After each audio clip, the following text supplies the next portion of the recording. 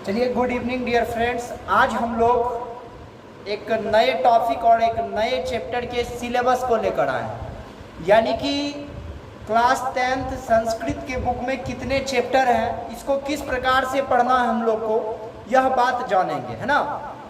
तो आप मेरे साथ तैयार रहिए और अंतिम तक देखिएगा, बहुत चीज़ सीख जाइएगा कैसे करके बुक पढ़ना। क्योंकि बिहार बोर्ड का जब बच्चा 9th तक अच्छे से संस्कृत कोई पढ़ता नहीं है और उसको संस्कृत से बहुत ज़्यादा डर लगता है, पक्का आपको हम प्रॉमिस करके कहते हैं आपको संस्कृत का डर चुटकी में ख़त्म कर देंगे।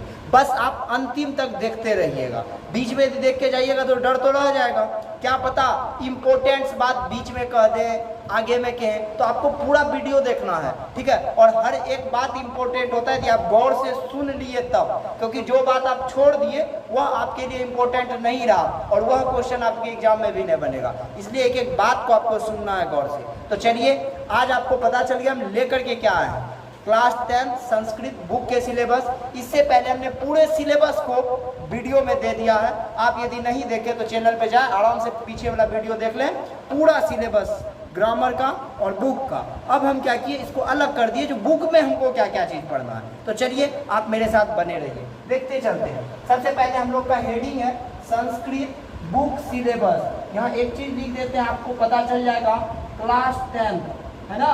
और बिहार बोर्ड स्पेशल किसके लिए है, तो बिहार बोर्ड के लिए है। बाबू पता चल गया होगा किसके लिए है, तो बिहार बोर्ड के लिए है ना। बुक का syllabus special for book. Book में कितने चैप्टर हैं, क्या क्या पढ़ना है, किस तरीके से पढ़ना है, सारे बात को जानते हैं। तो हम लोग का जो बिहार बोर्ड का बुक है ना, इसको 4 खंड यानी 4 भाग में बांट दिया गया है। क्लास 10th के बुक को, जिसको आप ट्यूशन कहते हैं ना, इसको 4 खंडों में बांट दिया है। खंड को, खंड खो और खंड गो घो। फिर से सुनिए, को, खो, गो और घो। तो 4 खंडों में ट्यूशन संस्कृत को बांट दिया गया है। अब इसको समझिएगा, एक खंड में कितने चैप्टर है, उसको फिर किस प्रकार से पढ़ना है, सारी बात को आपको हम बताते चलेंगे, आप समझिए। सबसे पहले खंड क का जो नाम है वो है पद्यात्मक पाठ। इसमें केवल पद यानी 2 लाइन 3 लाइन रहेगा, उसका एक्सप्लेनेशन आपको करना है ना। किस प्रकार से करेंगे ये तो हम लोग चैप्टर में अच्छा खासा जानेंगे।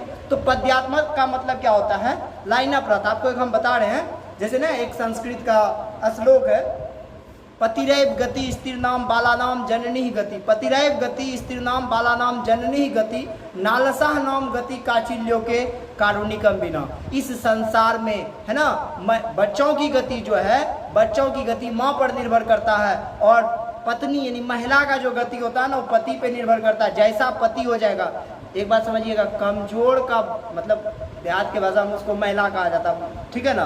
कमजोर का जो पत्नी होता है ना, सबका भाभी होता है, ये बात याद रख लीजिएगा। कमजोर बनिएगा तो आपका पत्नी सबका भाभी हो जाएगा। अब मजबूत है ना, आपका पत्नी नया नवेली है, वो सबका आंटी लगता है। यह हम लोग का बिहार का प्रचंड सत्य है ना। तो समझ लीजिए। तो पतिरैव गति स्त्रीणाम बालानाम जननी गति, नालसा नाम गति काचिल्यों के कारुणिकम बिना। कहता है इस संसार में बच्चों की गति माँ पर निर्भर करता है। माँ बतैया की तरह रहेगी तो बच्चा भी उसका बतावा ले, मतलब एकदम हो जाएगा, नहीं भी रहेगा। और पति यदि पियक्कड़ या कुछ भी हो जाए, नथिंग मैटर, तो उसका पत्नी भी पियक्कड़ से कम नहीं रहेगा, ठीक है, क्योंकि उसको मजबूरी में झेलना पड़ेगा। नालसा नाम गति काचिल्यों के कारुणिकम बिना। इस संसार में जो कमजोर, जिसको हाथ नहीं है, पैर नहीं है, उसका जीवन कारुणिक व्यक्ति यानी संभव, ये जो व्यक्ति कुछ दान पुण्य कर देते उसके बिना संभव नहीं है। इसी प्रकार के पद रहेंगे, उसको व्याख्या करके हमको पढ़ना, शायद आप समझ गए होंगे। चलिए, तो पद्यात्मक में कैठो चैप्टर है, एक मंगलम है, हिरण्मयन पात्रन सतस्यापि हितम मुखम, है ना। हिरण्मयन पहला जो चैप्टर हम लोग का आएगा मंगलम में, यह श्लोक। फिर देखिए, इसमें भारत महिमा आएंगे, ठीक, किसकी महिमा, तो भारत की महिमा। और हम लोग भारत देश में रहते हैं और इसकी महिमा के बारे में पढ़ेंगे। यह बहुत अच्छा है, क्योंकि हम लोग भारत में तो मजबूरी में नहीं, रियल से, दिल से भी हम लोग को कहना पड़ेगा, भारत बहुत अच्छा है ना। फिर देखिए, वर्णनम में हम लोग क्या करते, वहाँ राम भगवान क्या किए थे, सीता को लेकर के घूमने के लिए चले गए थे। और सीता सब कुछ, वो भी आदमी था तो वो भी जान रहा था, लेकिन राम भगवान क्या कर रहे थे, उसको हर एक बात बता रहे थे। देखो यहाँ ये क्या कहते हैं, ये नदी है, ये मोर है, ये पक्षी के झुंड है, यह भी बात राम भगवान उसको बता रहे थे। तो आजकल के युवा से भी हम यही बात कहेंगे, राम भगवान बन जाइए, पत्नी जान रही है फिर भी उसकी बात को सुनिए, उसका तारीफ कीजिए, तभी आपको फायदा होने वाला है ना। ये देखिए एक चैप्टर छूट गया था, नीति श्लोक, यह भी हम लोग के पद्यात्मक पाठ में आता। तो इस प्रकार से 4 हो गए। तो पद्यात्मक पाठ की संख्या कितना? 4। पद्यात्मक पाठ की संख्या कितना? 4। अब आ जाते हैं सेकेंड खंड में कथात्मक पाठ। शायद आप लोग गाँव सब में कथा सुनते होंगे, जाने छा आय फल्लामा जे छो न महीना भाग लो, तो की बोले ककाओ, अरे भाग लो तो भाग लो, वही वाला बात। इसमें सिर्फ और सिर्फ भल्लामा के लोगों को भगाना है, मतलब कथा सुनना है। किस प्रकार की कथा को सुनेंगे वह सब आप भी सुनिएगा। तो कौन सा कथा, वो बात हम भी जान जाए। तो पहला होगा अलस कथा, आलसियों की कहानी। एक आलसी का कहानी आपको हम सुना देते थोड़ा सा शॉर्ट में, वैसे चैप्टर में चलेंगे तो अच्छे अच्छे आलसी का कहानी सुनाएंगे। हाँ, आलसी होना बड़ा मतलब दुर्भाग्य की बात है, जो कि आलस्य शरीर में आ जाना है ना। कहता है ना, आलस्य रिपुरूपम मन्यते, यानी आलस को शत्रु माना जाता है। 2 दोस्त था, दोनों जामुन खाने के लिए गया है ना, दोनों कहाँ गया? जामुन खाने के लिए गया। जैसे जामुन खाने के लिए गया तो दोनों तो आलसी था, तो पौधा यानी पेड़ जो था उसके नीचे में दोनों लेटा हुआ था। बहुत देर लेटा, जामुन गिर ही नहीं रहा। कुछ देर के बाद एक जो आलसी व्यक्ति थे उसके बगल में एक जामुन गिरा, तो दूसरा को कहता, भाई थोड़ा सा उठा करके मेरा मुंह में दे दो। बोला, तुम नहीं देखता हम सोए हुए हैं, नहीं ले सकता अपना? बोला, नहीं भाई, अच्छा चल, तोरो समय आएगा बता देंगे। 5 मिनट के बाद एक जामुन दूसरे आलसी के मुंह के पास भी गिरा, तो वो फिर कहता, दोस्त उठा कर दे। बोला, अभी हम लोग 5 मिनट पहले हम लोग मुँह में गिरल रहे, नहीं उठा कर लड़े, हम उन्हें देबो। तो यही जमाना है आलस। कुछ देर के बाद एक बकरी आया, दोनों जामुन खा के चल गया, दोनों इसे रह गए। तो आपको आलस से नहीं बनना। इसी आलस्य के बारे में हम लोग इस चैप्टर में पढ़ेंगे। फिर देखते हैं कर्मवीर कथा। इसमें जो बालक है ना वो कर्मवीर है, मतलब कर्म से वीर है। बहुत गरीब है, दरिद्र है। गरीब को ही अपने भाषा में दरिद्र कहा जाता है ना। गरीब को ही क्या कहा जाता है? दरिद्र कहा जाता है।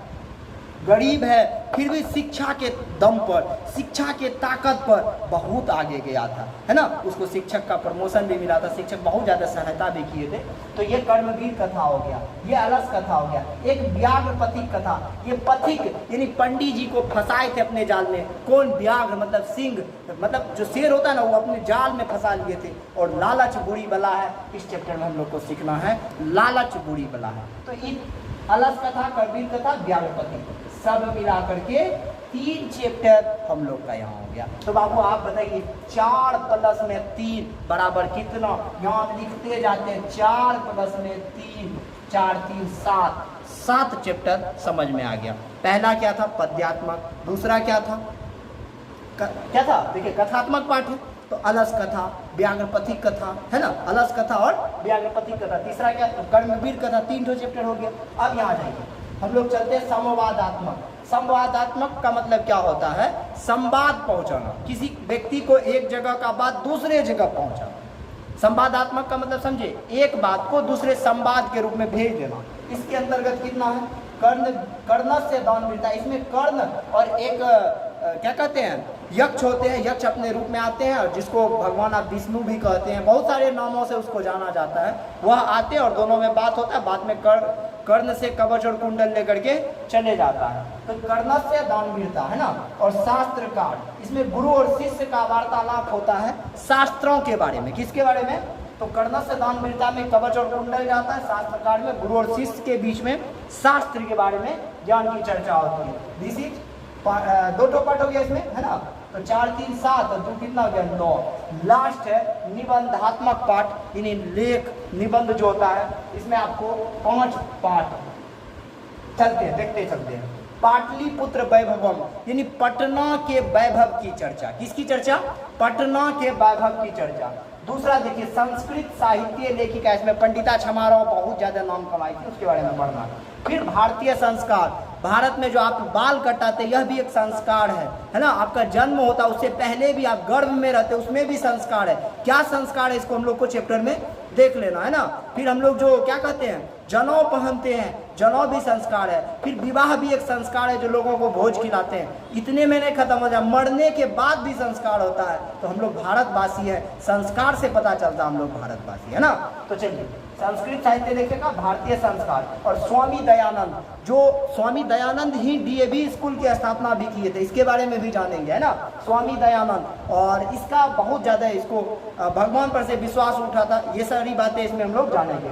और लास्ट में विश्व में शांति ला देंगे। विश्व में क्या ला देंगे? शांति ला देंगे। 4 3 7 2 9 5 14, यानी 10th में हम लोग को 14 चैप्टर पढ़ना है पीयूषम बुक में। सारे सिलेबस को आप समझ गए होंगे। एक जगह नोट में लिखिए, एक एक चैप्टर को पढ़ते जाना। किस प्रकार पढ़ेंगे यह बात जब पहला चैप्टर हम स्टार्ट करेंगे वहाँ बता देंगे। किसी भी चैप्टर को स्टार्ट करने से पहले कैसे करके पढ़ना, जो सारा बात मेरे दिमाग में स्टोरेज हो जाए। हर एक बात को रटना नहीं है, बस सीखना है। सीखा हुआ चीज़ कभी नहीं भूलते, रटा हुआ चीज़ एग्जाम आने से पहले भूल जाते हैं। एग्जाम तक याद भी रहता तो हॉल में जैसे घुसते हैं दिमाग से वो भी निकल जाता है। इसलिए आप समझें, इस प्रकार से सारी कहानी को एक एक करके आपको हम समझाएंगे। आप बने रहें, वीडियो देखें, अच्छा लगे, आप दूर तक पहुँचाएं, अपने दोस्त को जरूर जोड़ें और आराम से देखें। आप सारे नोट्स को तैयार करते चलिए, शायद आपको बहुत ज़्यादा बेनिफिट्स होगा। फिर मिलते हैं नेक्स्ट चैप्टर को लेकर, तब तक के लिए बाय।